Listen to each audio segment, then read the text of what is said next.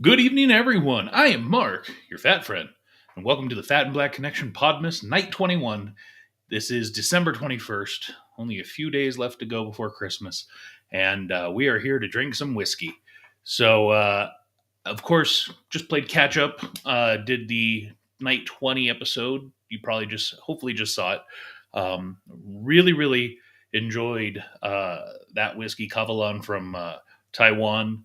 So I will be on the lookout for that because I thought it was quite enjoyable. But tonight, we're going to be trying something different.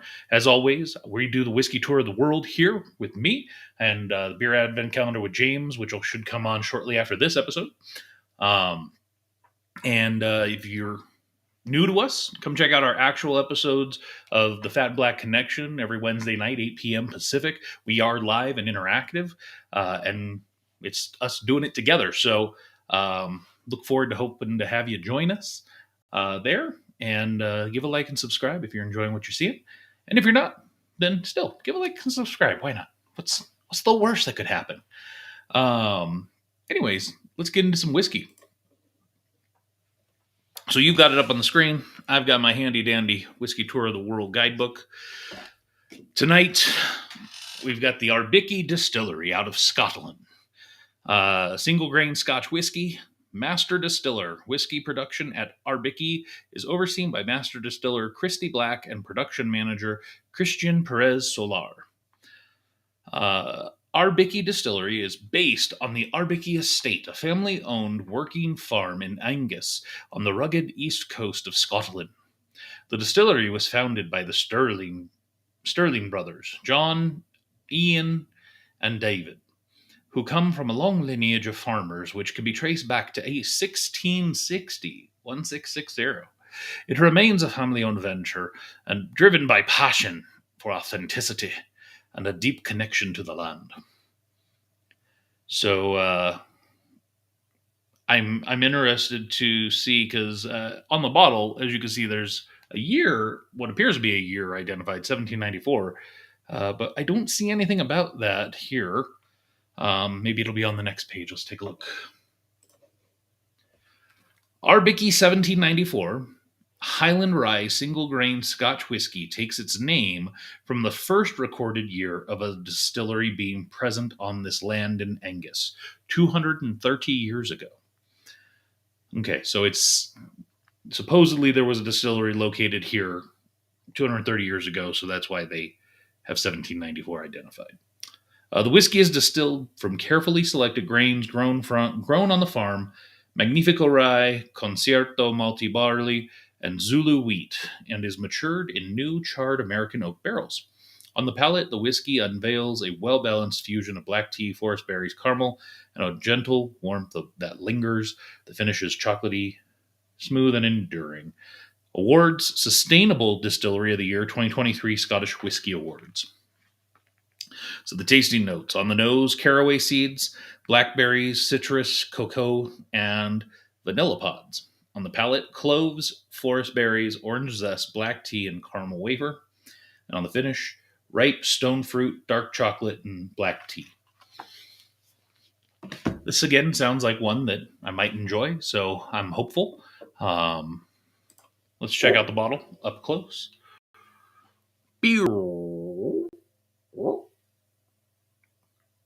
Arbikie Highland Rye.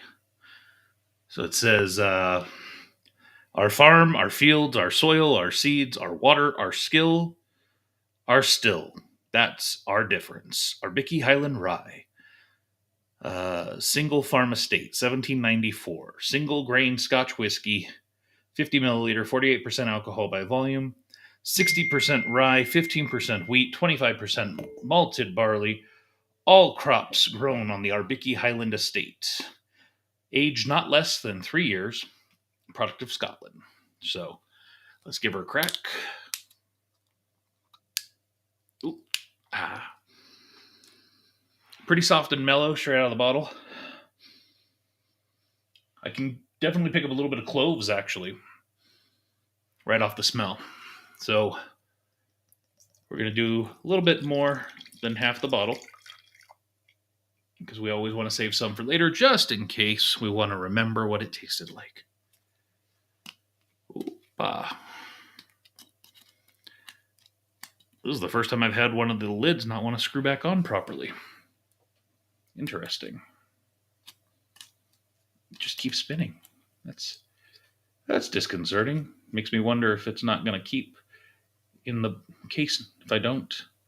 Yeah, it's not screwing on at all. That's not cool. All right, I spent enough time on this. Let's move on. It's had enough time to breathe. Give it a swirl. Get the glasses out of the way.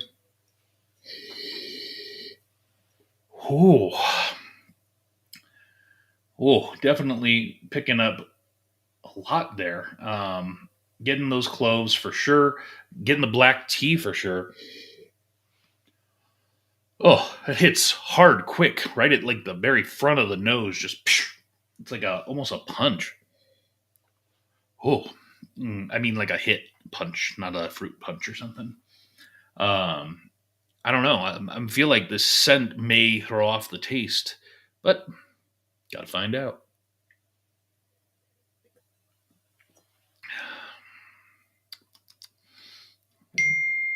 It is very black tea forward. Um, I definitely pick up some of the cloves, the black tea for sure. I don't really pick up blue blackberries, citrus, cocoa, vanilla pods. I'm not picking any of that up. Maybe a little bit of orange zest, um, but for sure the black tea and the cloves those are very distinctly there. It's weird. The scent, it's almost like a not like a bad fish smell, but like almost what you would imagine if you were taking like krill oil pills or something. What those smell like? Yeah, I think it throws off the taste. Frankly,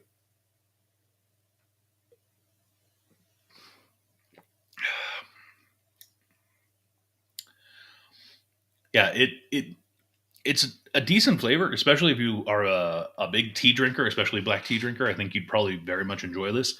Um, it's not really for me, honestly, and I think the smell is probably just a little bit too much for me. But it's definitely not bad. It's not in, I would say, where are we at? This is day 21. Um, I would say it's somewhere in the mid seven grouping. It's definitely not in the bottom because we've had some really bad ones. I would put it somewhere probably around, I don't know, number 12, 13, somewhere in that range, out of all the ones we've tried so far. So it's decent to taste. I think somebody that really enjoys black tea is very much going to enjoy this. So if that's you, then go find you a bottle of our Arbikie Highlander rye. Um, well, it's been real. It's been fun. I hope it's been real fun. And I'll see you real soon.